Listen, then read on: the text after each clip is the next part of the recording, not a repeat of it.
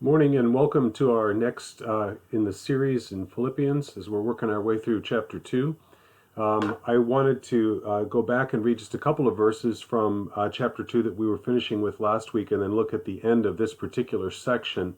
In chapter 2 from verse 5, the writer says, "Have this attitude in yourselves which was also in Christ Jesus, who although he existed in the form of God, did not regard equality with God a thing to be grasped, but emptied himself, taking the form of a bondservant and being made in the likeness of men." Now remember that all of those things that were done, it says clearly he did. He emptied himself. He did these things. He took on the form of a bondservant. We have to keep that in mind as we look at the next few verses. It's critical that we understand that this is the work of Christ. Why this is so important is because, one, it illustrates his power. He is the one who does or doesn't do whatever takes place in the scriptures, especially in regard to his relationship with the Father and humanity and that connection between those things. But also it shows clearly that Christ is making these decisions. And if he makes these decisions, we are not making these decisions. We didn't take something from him. We don't require something of him. We don't get to choose what he does or doesn't do. Christ, in his supremacy, is the one who makes these choices. We'll see this clearly in the book of Revelation, especially the latter couple chapters in the book of Revelation, where he comes back seated on a horse to wage war against his enemies, and where he sits on the judgment seat and judges, and where the Father, Son, and Holy Spirit bring all of humanity into a position underneath their authority for judgment. And it's a sobering and powerful episode in human history. But it's Christ alone who makes the decisions about what Christ does, either through obedience and submission to the Father or as a choice that he has made in conjunction with the Father and with the Spirit. It's his submission to the Father that he does on his own, not because someone is forcing him to do it. And we'll see this clearly in these next few verses. It says in verse 8, "And being found in appearance as a man, he humbled himself by becoming obedient to the point of death, even death on a cross. Therefore also God highly exalted him, and bestowed on him the name which is above every name, that at the name of Jesus every knee should bow, of those who are in heaven and on earth and under the earth, and that every tongue should confess that Jesus Christ is Lord, to the glory of God the Father." You see, the human activity here doesn't have anything to do with keeping Christ from doing something or causing Christ to do something.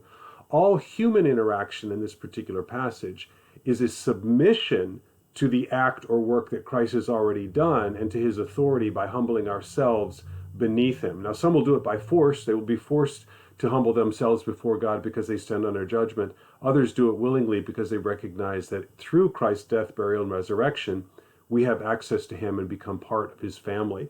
The beautiful passage here, or beautiful language here in verse 8, "Being found in the appearance of man, he humbled himself by becoming obedient to the point of death." He was like any other person. In fact, we know this is true when we read the gospel stories, because in the gospels, people were puzzled by, who is this man? He looked like everyone else, and yet he was healing people. He was saying things that they couldn't believe. He speaks like one with authority, not like the Pharisees in one case. And so we know that Jesus looked pretty much like everyone else. Now, this is prophesied for us all the way back in Isaiah 53, where it says that he didn't have any appearance that people would remark on. He wasn't a beautiful or outstanding or interesting person. He wasn't even like Saul, who was chosen because of his stature and his looks. It was more like David, who nobody really thought about David. He was the runt of the group, and yet he was the one that God chose. And Christ came not to stand out physically so that people will be drawn to his physical appearance. That's antithetical to his purpose. Instead, he came speaking, living the Word. And it was the Word that drew and attracted people. When people said he speaks with authority, not like the Pharisees, they weren't remarking about who was doing the speaking. They weren't saying, look at this man. He clearly is a man of importance. Instead, they were saying, listen to this man. What he is saying is revolutionary. It's different than anything I've ever heard. And so he's bringing them to the gospel, through the gospel, with the gospel, not with his appearance in any way. But it says, as we mentioned in the earlier verses, he humbled himself. Now remember in verse 3, it says, don't do anything from selfishness or empty conceit, but with humility of mind, you should regard one another as more important than yourself. And we say, well, how do we do that? Well, in these next verses, we get the perfect example in the life of Christ. Christ himself, he himself humbled himself and became obedient even to the point of death. Now, this obedience is mentioned a couple of places in Scripture. In Hebrews chapter 5, it says that he learned obedience, that he submitted as a human being, as God in human form to the Father, and he willingly obeyed the Father's will. In John chapter 10:18, he says, I laid down my life on my own initiative. He's speaking to the disciples and he's foreshadowing his own impending death, what is going to happen. They're still confused, they don't understand, but Jesus makes it clear here when he speaks to them about it that I do this on my own initiative. No one's taking it away from me. Again, we see this clearly in the Garden of Gethsemane episode.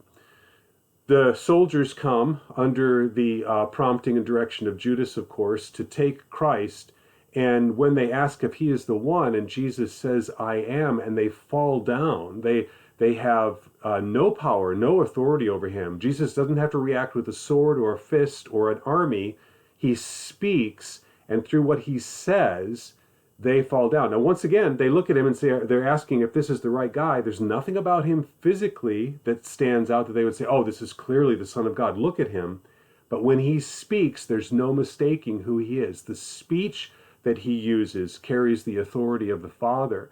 And they come to take him, and he says clearly that he is allowing them to do this. He's not taken by surprise or unable to break the bonds, or now this has thwarted his plan. He does it of his own initiative, and he highlights that in that passage in John, that's what's going to happen, and it's happening because he is allowing it to happen, not because it's an accident.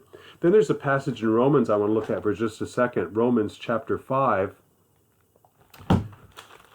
which is a great corollary to this particular passage. In Romans chapter 5, verse 19, he says, For as through the one man's disobedience the many were made sinners, even so through the obedience of the one, and that's Christ, the many will be made righteous. So Christ himself, through his obedience, becomes our righteousness. And then the opposite side of that, the kind of reflection of that as Christians, we then become obedient to him in righteousness as a reflection of his obedience to the Father. Christ laid his life down willingly so that we would have redemption. We now lay our lives down in obedience to Christ and to the Father as an example of praise, as an act of worship, because he is the only one worthy of receiving it, and it demonstrates his incredible power, and we recognize that he is the one who makes those choices, not us. Later in this verse, in Philippians chapter 2, he says, Therefore God highly exalted him, and bestowed on him the name which is above every name. Here again, it's not appearance, it's the name. Christ's name is supreme. At the name of Christ we will bow. At the voice of God, people bow. Now, Christ will change in appearance at the end. He's going to come back as a mighty warrior on a white horse, and he's going to sit on this throne of power.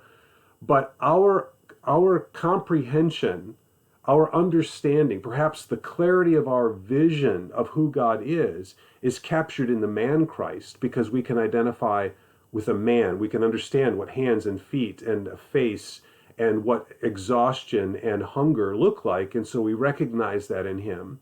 And those things draw us to Christ because we recognize the commonality. But then he speaks, and we realize immediately that we are dealing with something different than anything we've ever seen or heard or experienced relative to humanity. Christ is different completely and absolutely. It's not that Christ is a better man, he's other.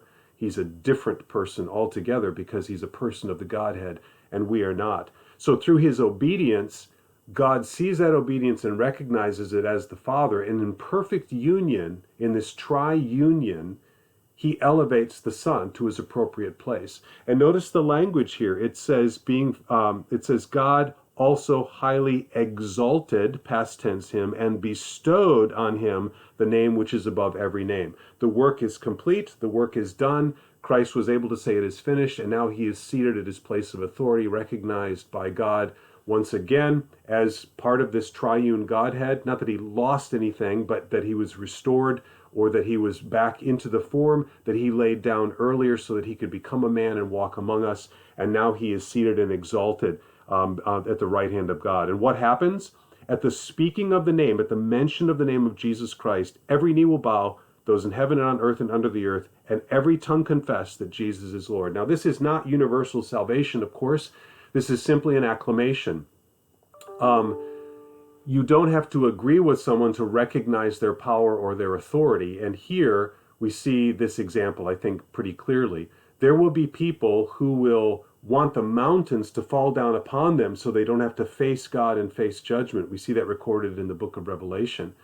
Nonetheless, at the judgment seat, every person will stand before God, all those above and below and in and everywhere. The scripture says those who are in the sea and those who are in Hades and every place will come before God at the great white throne judgment, and they will stand before God and give an account, and they will bow to his name. When his name is spoken, they will bow to it. Now, some will do it willingly. We will cast our crowns before God in worship and adoration as we are welcomed into his presence and forgiven, because our judgment has already been determined because of Christ's righteousness on our behalf. Others will be judged based upon their works. In fact, let's look at that passage quickly in Revelation chapter 21. Revelation 21, verse 11. I saw a great white throne, and him who sat upon it, from whose presence earth and heaven fled away, and no place was found for them. And I saw the dead, the great and the small, standing before the throne, and books were opened. And another book was opened, which is the book of life, and the dead were judged from the things which were written in the books according to their deeds. So they're going to be judged. People say, well, my good works should outweigh my bad works. Well, their works are exactly what they're going to be judged by. And if their works are what they're judged by, their works are going to be found wanting. So they're going to get what they're asking for. I think my good works outweigh my bad works. Put me in the balance, weigh me on the scales. And God is going to say, the only thing I have to judge you by are the works that you've done. And the law is the measurement by which you will be measured, and you will be found lacking. And as a result, you suffer condemnation. We stand under that same judgment, except we stand there pure because of the work that Christ did on our behalf. So God looks at us, but he sees Christ. And because he sees Christ in his perfection, we stand before God judged based upon his works. And his works were the obedience to the Father, humbling self in the sight of the Father, submitting himself to death, even death on a cross, being dead, buried, then resurrected, and ascending to the position where God exalted him and placed him at the right hand of the Father, where he will reign supreme and judge. It's a powerful passage, and I think it shows us the dichotomy between those who believe and don't believe, but all of us will stand at one point before God under judgment, some under judgment based upon the law, some under judgment based upon the work of Christ. Which one will you be under? That remains for you to determine, and my prayer, of course, for all of you who are listening, is that you will stand under the righteous work of Christ Jesus, because that is the only way that you will have access to eternity in peace.